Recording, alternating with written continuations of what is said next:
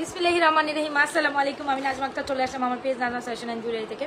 যারা যেখান থেকে আছি চটজলদি জয়েন করে ফেলি, জয়েন করে জানাবেন লাইভে লাইটে ভয়েসের সাউন্ডে অল ওকে আছে কিনা, সব কিছু ক্রিস্টাল ক্লিয়ার দেখা যায়, বোঝা যায়, শোনা যায় কিনা।